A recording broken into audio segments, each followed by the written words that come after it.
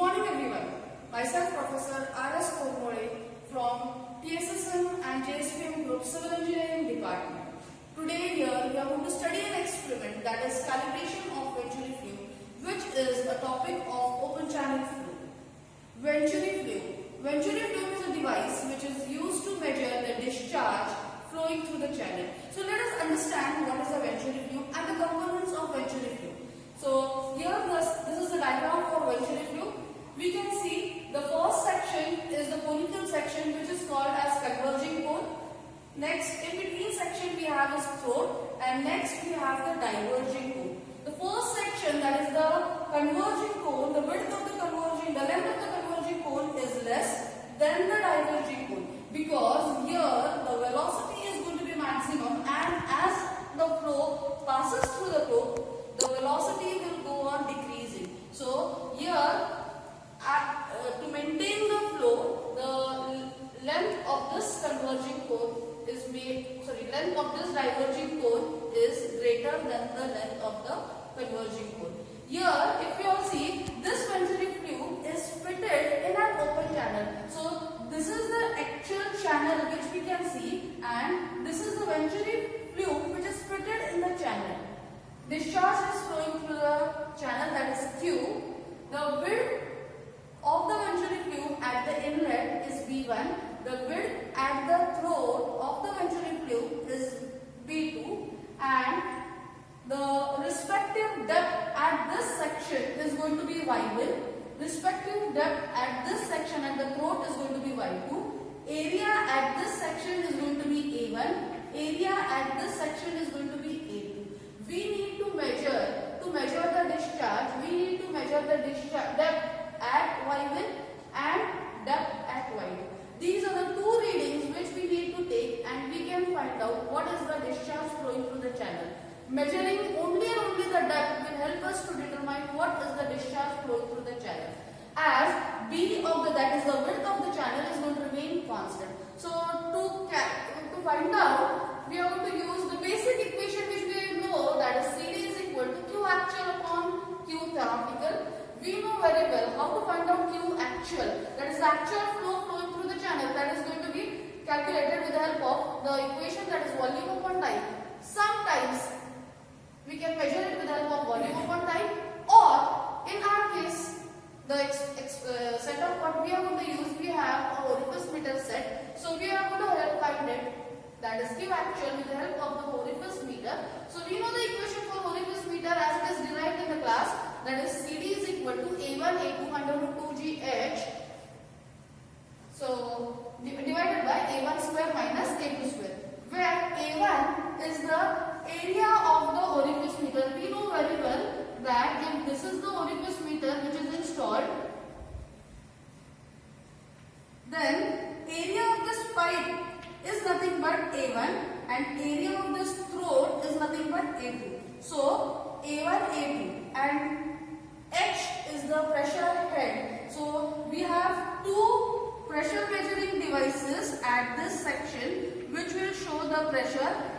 P is going to be the pressure at the inlet, and P2 is going to be the pressure at the outlet. Measuring P1 and P2, difference between P1 and P2 will give us what is H. So H can be determined over here. A1, A2 are constant. So we can find out what is Q actual. CD for our instrument is known to us, that is 0.6.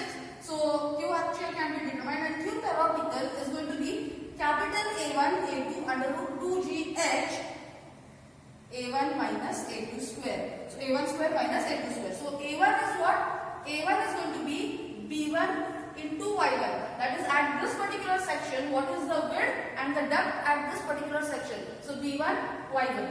Likewise, A2 is going to be at the throat section in the similar manner, B2 into Y2.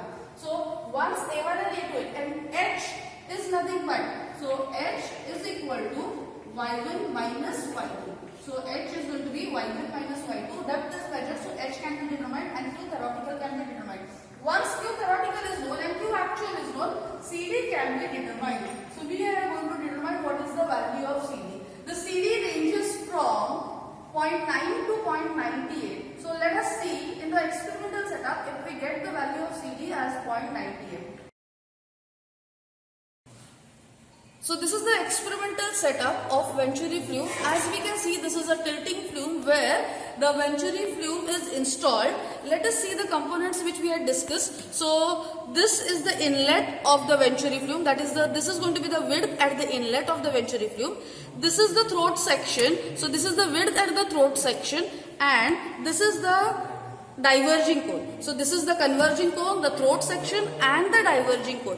If you observe, as told, the length of this cone is the length of this cone and this cone. The diverging cone length is greater than the converging cone. Here, as we know, at the throat section, the velocity is going to be high. So at this section, when the velocity is higher, to maintain the flow, the length is maintained more. So as we have studied this, now let us perform the experiment. Now the water is flowing through this tilting flume. We are going to measure the depth at this section. This depth is y1. As we can see, the depth is measured at the section 1, that is at the inlet, and the depth at this section will be measured, that is the throat section, that is y2. Once these depths are measured, we need to measure what is the... So this will help us to calculate what is the theoretical discharge flowing through this channel. Measuring two depths will help us. Now let us measure what is the Q actual flowing through this channel. So Q actual will be measured with the help of this orifice meter which is attached to this system. This is the inlet, the water is flowing through this direction. So this is the inlet and this is the outlet. So here this measured is going to be P1 and this is going to be P2. So as we can see the marker over here, the P1 is, this is going to be the value for P1. That is, we can see the number of divisions and accordingly it is the 10th division. Here we can see this black reading will be measured. These black readings will be measured and the unit is going to be kg per centimeter square. So this is what is P1 and this is what is the P2. That is, P2 is showing one single division. So P1 and P2 is measured and this will help us to calculate what is Q actual.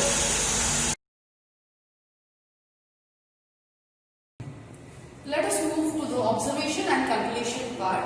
As we know that we had measured over there y1, y2 and P1 and P2. So y1 is the depth at the inlet which is noted down over here.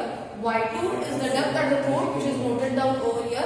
As we know y1 and y2 and b1 and b2 are constants, a1, a2 can be measured. a1 is b1 into y1 which comes up to with this. a2 is b2 into y2 which comes up to with this. We had measured over there P1 and P2 with the help of orifice meter. So P1 and P2 is noted down which is in kg per centimeter square, through which we have measured what is the pressure head that is going to come out in meters of water column. Next, as we know that all these parameters are known, then Q actual can be determined with the help of the equation CD A1 into under root 2GH divided by the root of A1 square minus A2 square, where CD is 0.6, A1 and A2.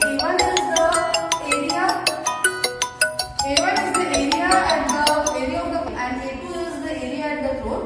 H is the pressure head which was measured. So knowing all these parameters, Q actual is calculated, which is noted down over there, and A1, A2, these A1 and A2 are calculated. H is y1 minus y2. Knowing all these parameters, Q theoretical is calculated, which is noted down over there in the table.